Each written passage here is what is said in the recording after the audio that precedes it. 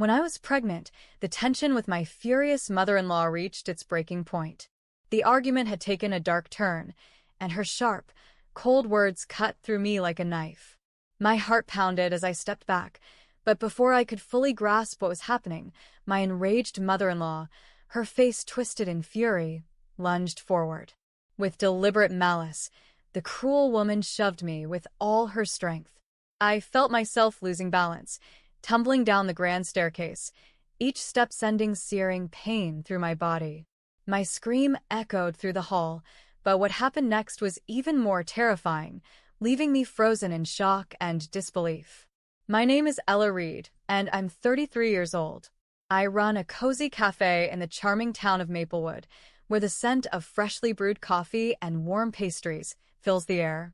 For the past 2 years, I've been navigating life as a single mother after losing my husband, Leo, in a tragic car accident. The pain of his loss never truly goes away, but my 8-year-old daughter, Sophie, has been my anchor, my reason to keep going. Sophie's energy and laughter are like sunlight breaking through dark clouds. Whether she's helping me in the cafe or exploring the nearby park, her adventurous nature constantly reminds me of Leo. Yet, in the quiet moments when the cafe closes and it's just the two of us in our small house on the edge of town, I can't help but feel the weight of what we've lost. Running the cafe keeps me busy, but some days, the loneliness is overwhelming. I've come to accept that this is my life now, working hard to provide for Sophie and keeping Leo's memory alive for her. But, as I would soon discover, life has a way of surprising us when we least expect it. It was a crisp spring afternoon in Maplewood when Sophie and I decided to visit the park. The sun peeked through the clouds, casting soft light on the damp trails. Sophie loved to ride her bike full speed, her laughter echoing through the trees.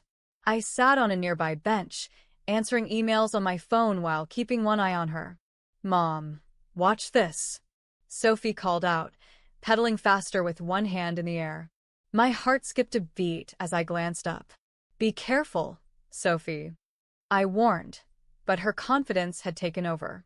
Suddenly, her bike hit a patch of slick mud and the handlebars wobbled. She screamed as she lost control. I dropped my phone and bolted toward her, my heart pounding. Before I could reach her, a man appeared out of nowhere, moving swiftly to catch Sophie just as she was about to hit the ground. "I've got you," he said in a steady, reassuring voice, gently setting her on her feet. Sophie clung to him, her wide eyes brimming with gratitude. "Are you okay, sweetheart?" I asked, pulling her into a tight hug. She nodded and turned to her savior with a smile. "He saved me, Mom." The man smiled warmly, brushing dirt from his jacket. He looked to be in his late 30s, with kind eyes and a relaxed demeanor. "I'm just glad I was nearby," he said. "I'm Jack, by the way." "Ella," I replied, still catching my breath. "And this is Sophie." "Thank you. I don't know what would have happened if you hadn't been here." "It's no trouble," Jack said modestly. "Kids are fearless, aren't they?" From that day, Jack began appearing more often in our lives. At first, it seemed coincidental, an occasional wave at the park or a quick chat while Sophie played. But soon, his visits became more intentional. He started dropping by the cafe for coffee, staying to chat as Sophie eagerly shared her latest adventures. Sophie quickly nicknamed him Trail Jack after learning he loved hiking and exploring the nature trails around Maplewood. Over time, his easygoing nature and genuine kindness began to break down my guarded walls. Jack's presence in our lives grew steadily. One day, he suggested we grab coffee together, somewhere other than my cafe. Hesitant but curious, I agreed. That simple coffee outing turned into dinner, and soon, long conversations that stretched into the late hours of the night. Jack wasn't just kind, he listened.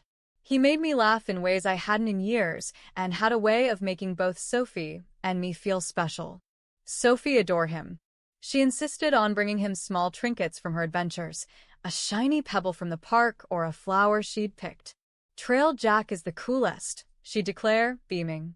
Jack's ability to connect with Sophie melted my initial apprehension. He listened intently to her stories, played catch with her at the park, and even helped her build a birdhouse for the backyard.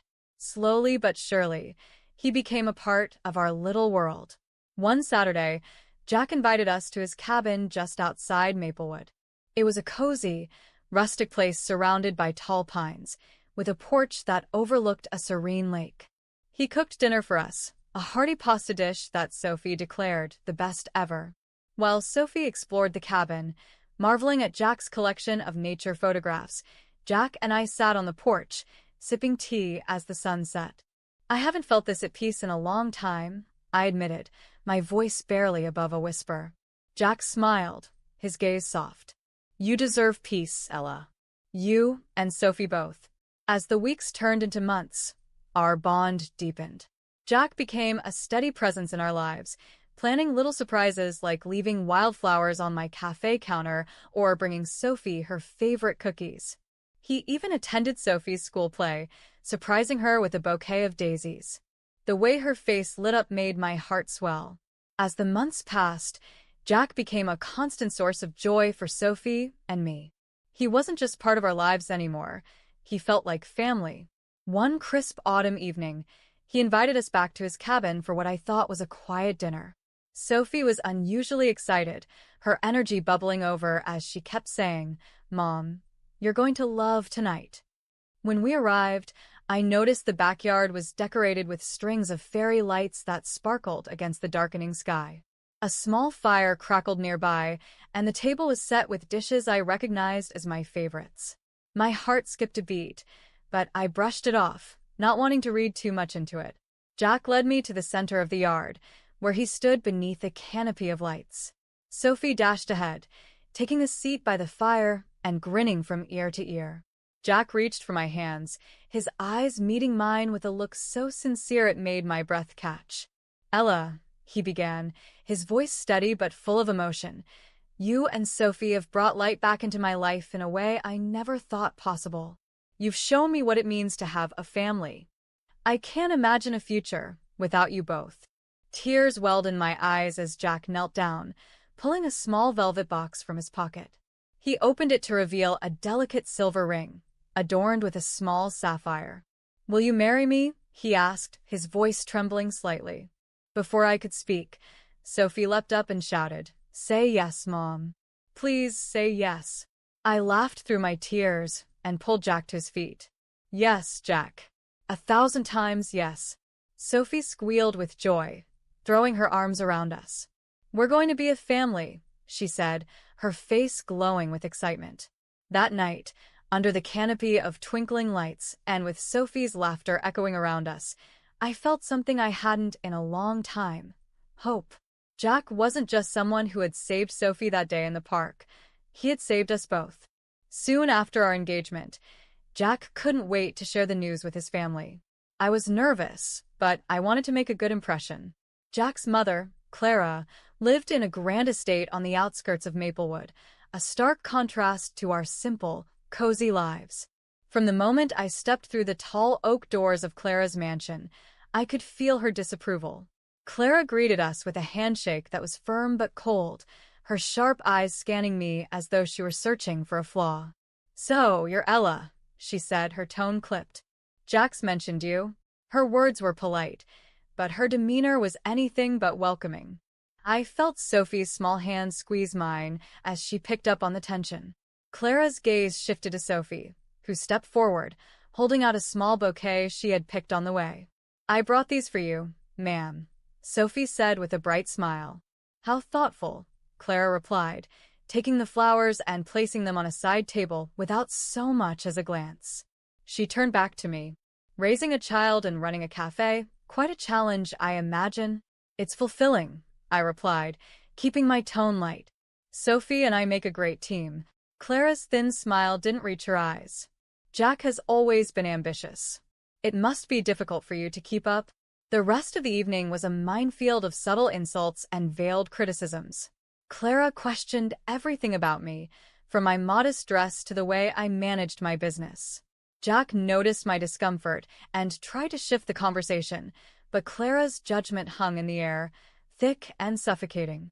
By the time we left, I was emotionally drained. In the car, Jack reached over and took my hand. "I'm so sorry, Ella," he said softly. "She'll come around. She's just protective." I forced a smile, though doubt churned in my stomach. I hope so. But deep down, I knew Clara's disapproval wasn't just protectiveness, it was personal. As the weeks passed, Clara's interference in our lives intensified. She inserted herself into every aspect of our wedding planning, transforming what should have been a joyful time into a constant source of stress. "I heard you were considering a small ceremony," Clara remarked during one of her uninvited visits. "That simply won't do. Jack deserves a grand celebration, something befitting his stature." Without waiting for my input, she began listing extravagant venues and services, all far beyond what I had envisioned or could afford. When I showed her my dream wedding dress, simple, timeless, and perfect, she wrinkled her nose. "It's fine," she said dismissively, "but Jack's bride should wear something more sophisticated. This wedding will have important guests, after all." Reluctantly, and for Jack's sake, I selected a more ornate dress that didn't feel like me at all. Jack noticed my disappointment. "You're going to look beautiful no matter what, Ella," he reassured me. "Don't let her ruin this for us." Despite his support, Clara's relentless criticism continued. She took control of the guest list, adding people I didn't even know, and frequently reminded me that I didn't come from their world. "It's a shame you don't have more connections," she commented during a wedding planning meeting, her tone dripping with condescension. "Jack has always moved in certain circles, and it might be hard for you to adjust." I clenched my fists beneath the table, fighting the urge to respond. Instead, I smiled tightly. "Jack and I will find our own way." Clara's smile was icy. "Let's hope so." Despite my growing frustrations, I tried to keep the peace for Jack's sake. But the cracks in my patience were beginning to show, and I knew it was only a matter of time before something gave. Amid the stress of wedding planning, Jack and I received unexpected news that brought us joy. We were expecting a baby. It felt like a fresh start, a symbol of the life we were building together. I was nervous about how Sophie would react, but when I shared the news during dinner one evening, her excitement melted all my worries. "Does this mean I'm going to be a big sister?"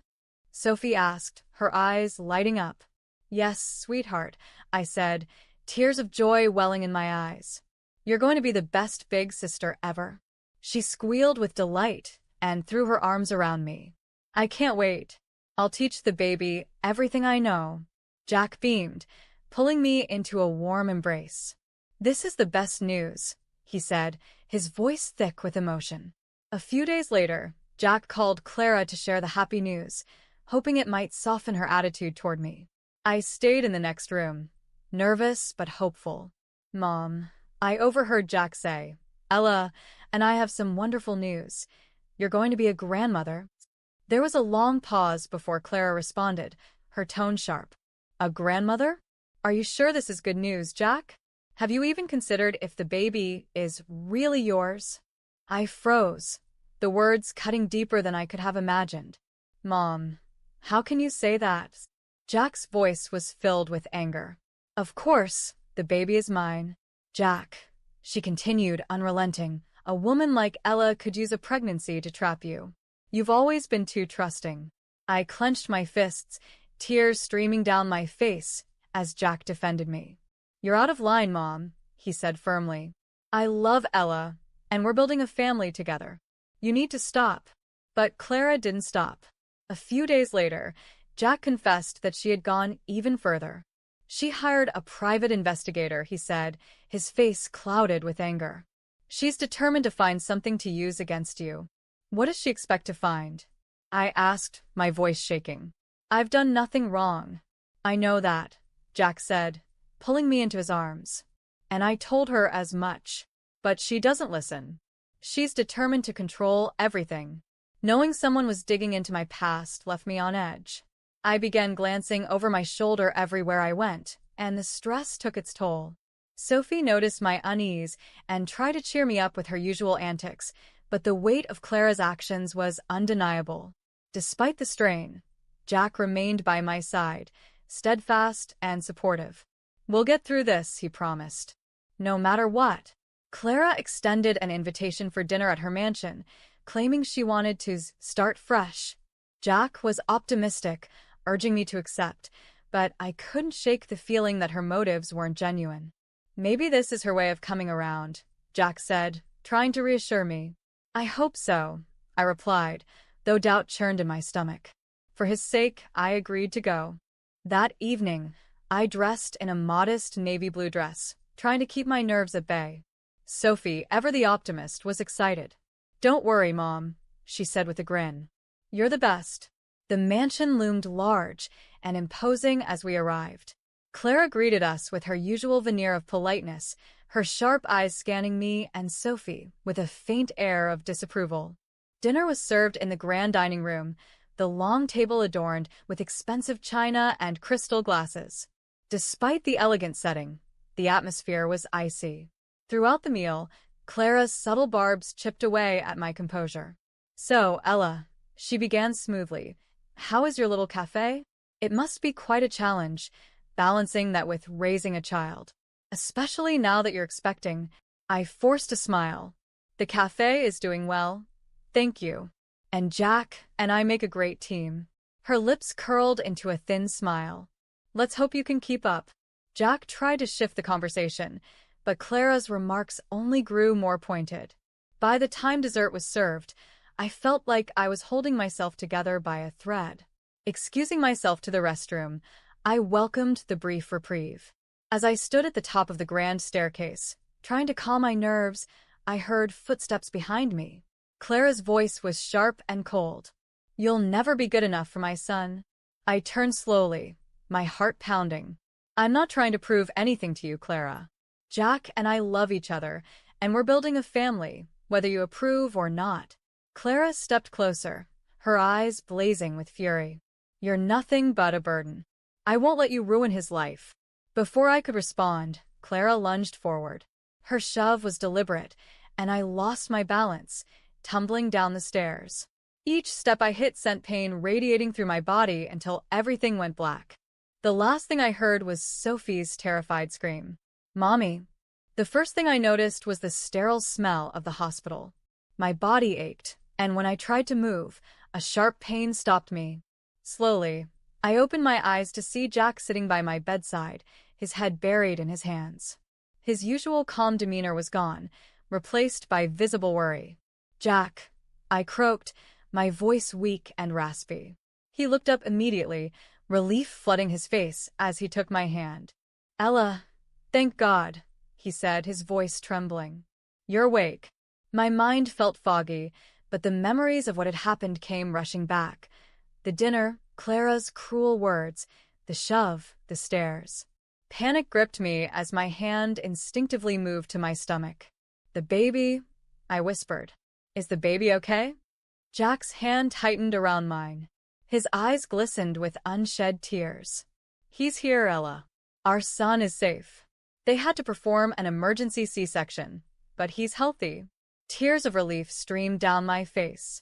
"I need to see him," I said, my voice cracking. Jack pressed the call button for the nurse, who soon wheeled in a small bassinet. Carefully, she placed a tiny, swaddled baby into my arms. I looked down at my son, his tiny fingers curling against my chest. He was perfect. Love overwhelmed me, even as tears of pain and joy mingled together. "We named him Liam," Jack said softly. "I thought you'd like that." I nodded, unable to speak as I cradled our son. But the peace of the moment was short-lived as the memory of Clara's actions resurfaced. My voice trembled as I looked at Jack. "Your mother." "She pushed me, Jack. She could have killed me. She could have killed Liam." His jaw tightened, and anger flashed in his eyes. "I know," he said firmly. "Sophie saw everything. She told me, and I've already spoken to the police." My heart ached at the thought of Sophie witnessing such a terrifying moment. "Where is she? Is she okay?" "She's with my sister, safe," Jack reassured me. "She's been so brave, Ella. She gave a statement to the police.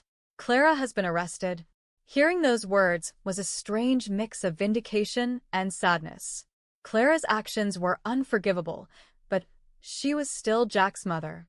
She could have killed us, I whispered, holding Liam closer. How could she do this? Jack's voice was steady as he responded. She won't hurt us again. You, Sophie, and Liam, you're my family now. That's all that matters. The days following the hospital stay were a whirlwind. Clara was charged with attempted murder, and the trial quickly became the talk of Maplewood. The courtroom was packed with reporters and onlookers, all eager to see the downfall of the once powerful Clara Grant. Jack and I sat side by side, his hand firmly in mine, as the proceedings began. Sophie, though nervous, was determined to speak the truth. Watching my brave little girl take the witness stand was one of the hardest moments of my life, but I knew her testimony would be crucial. Clutching a small stuffed bear for comfort, she recounted the events of that night with a steady voice. Grandma Clara told my mom she wasn't good enough for Dad, Sophie said, her small hands gripping the edge of the witness stand. Then she pushed her. She didn't slip, Grandma made her fall. The courtroom fell silent as Sophie's words hung in the air. Tears welled in my eyes as pride for her bravery mixed with the pain of knowing she had to relive that moment. The prosecution presented a solid case, highlighting Clara's controlling behavior and overt hostility toward me. The defense tried to argue that the fall was accidental, but Sophie's detailed account, coupled with other evidence, left little doubt in the jury's mind. Throughout the trial, Clara remained stoic, her cold demeanor unshaken. She refused to look at me, Jack, or Sophie, her focus solely on maintaining the remnants of her pride. But when the jury returned with their verdict, her composure finally cracked. We, the jury, find the defendant, Clara Grant, guilty of attempted murder, the foreperson announced. Gasps rippled through the courtroom. The judge sentenced Clara to 10 years in prison, with no possibility of parole for the first 5. Relief washed over me, though it was tinged with sadness for Jack. Despite everything, I knew it was hard for him to lose his mother in such a way. Outside the courthouse, reporters swarmed us for comments, but I kept my words simple. I did what any mother would do. I protected my family. In the weeks following the trial, life began to settle into a new rhythm. Clara's absence, though a source of peace, left a shadow over our family. Jack struggled with the emotional toll of losing his mother, but he never let it affect his unwavering support for me and the kids. Together, we focused on healing and building a brighter future. Liam quickly became the heart of our home. His tiny smiles and sweet coos brought a joy I hadn't felt in years. Sophie embraced her role as a big sister with boundless enthusiasm, constantly by Liam's side, singing him lullabies or showing him her collection of books and toys. One sunny afternoon, Liam took his first wobbly steps in the living room. His tiny hands stretched toward Jack, who knelt with open arms. "Come on, buddy," Jack encouraged, his voice filled with pride. Sophie clapped her hands, cheering him on. With a determined shuffle, Liam made it into Jack's embrace, and the room erupted in laughter and applause. "I knew he could do it," Sophie declared, grinning from ear to ear. Her excitement was infectious, and for the first time in a long while, I felt like our family was truly complete. In the evenings after the kids were asleep, Jack and I would sit on the porch of our cozy house in Maplewood, sipping tea under the starlit sky. The air carried a peaceful stillness, a stark contrast to the chaos we had endured. Jack often held my hand during these quiet moments, his voice filled with emotion as he reflected on how far we had come. "You've made us a family, Ella," he said one night, his eyes glistening. "I don't know what I'd do without you." I rested my head on his shoulder, a soft smile spreading across my face. "We've all made each other stronger, Jack. No matter what, we'll keep moving forward together." The months that followed were a time of growth, healing, and newfound happiness. Liam grew quickly, his laughter filling every corner of our home. Sophie thrived as a big sister, embracing her role with pride and love. And Jack continued to be the steady anchor that held us all together. Though Clara's actions had left scars, I refused to let them define us. Instead, I focused on the life we were building, one filled with love, resilience, and hope. My cafe became busier than ever, and Jack often stopped by to lend a hand or surprise me with a bouquet of flowers, reminding me that I was never alone in this journey. One afternoon, Sophie came running into the cafe, holding a crayon drawing she had made for Liam. "Look, Mom. It's us as a family," she said proudly. The picture showed all four of us, me, Jack, Sophie, and Liam, smiling under a bright sun. I couldn't help but smile as I hung the drawing on the wall behind the counter. As the seasons changed, so did we. Our family grew closer with each passing day, finding joy in the little moments that made life beautiful. We celebrated milestones, like Liam saying his first words and Sophie earning a certificate for her school project. Each event was a reminder of how far we had come and how strong we had become as a unit. One evening, as the rain softly pattered against the windows, I sat by the fire, cradling Liam in my arms while Sophie read aloud from her favorite book. Jack joined us, wrapping his arm around my shoulder, and I felt an overwhelming sense of gratitude. Reflecting on the past year, I realized how much we had endured: grief, betrayal, and fear. But those challenges had shaped us. They had shown us our strength and brought us closer together. Our family wasn't perfect, but it was ours, built on love, resilience, and an unshakable bond. Looking at my children and the man who had stood by me through everything, I knew one thing for certain. We were unstoppable. No matter what challenges lay ahead, we would face them together as a family. And in that moment, as laughter filled our home, I knew that we had found our happiness again. Thank you for taking the time to listen to this heartfelt story of resilience, love, and family. If you enjoyed this story, please like, comment, and subscribe to our channel for more inspiring tales. Your support helps us share more stories that touch hearts and spark conversations. Don't forget to let us know your thoughts in the comments below. We love hearing from you. Stay tuned for more stories, and thank you for being a part of our journey.